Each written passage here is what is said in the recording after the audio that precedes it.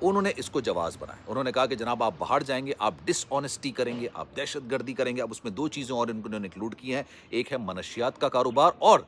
انسانی اسمگلنگ. انہوں نے کہا کہ جناب یہ چیزیں اگر آپ کرتے ہوئے پکڑے گئے تو آپ کی نیشنلٹی ختم, اور سب سے امپورٹنٹ بات, آپ جو ہے اس کو جا کے کسی بھی عدالت کے اندر چیلنج نہیں کر سکیں گے. پہلے پتہ ہے کیا تھا؟ پہلے یہ تھا کہ اگر آپ ڈس آنیسٹی کرتے ہوئے پکڑے گئے, مطلب آپ نے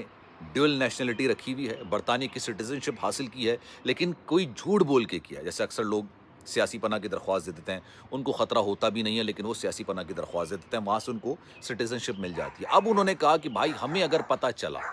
اگر ہمیں اندازہ ہوا کہ آپ نے ڈس آنیسٹی کی ہے, تو آپ کی ڈس آنیسٹی کی وجہ سے جو آپ کو سٹیزن شپ ملی ہے وہ سب سے پہلے آپ سے واپس لے لی جائے گی. اس کے بعد انہوں نے کہا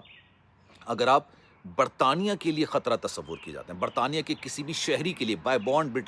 برٹشرز جو ہیں ان کے لیے اگر آپ خطرہ تصور کیے جاتے ہیں تو آپ کی سٹیزن شپ واپس لے لی جائے گی. لیکن اس وقت آپ کے پاس یہ حق حاصل تھا کہ آپ جا کے کسی نہ کسی طریقے سے عدالت کے اندر اپنے آپ کو معصوم ثابت کریں, اور آپ کے ساتھ جو یہ حق تلفی ہوئی ہے, ظلم ہوا ہے, بربریت ہوئی ہے, اس کا آپ ازالہ عدالت سے لے سکیں. اب انہوں نے کیا کیا, انہوں نے دو چیزیں مزید ایڈ کی ہیں, اور اس میں انہوں نے کہا ہے کہ اگر آپ منشیات کا کاروبار کرتے ہوئے پکڑے گئے, مطلب آپ منشیات کا کاروبار کر رہے ہیں پکڑے گئے, اگر آپ برٹشر ہیں بھائی,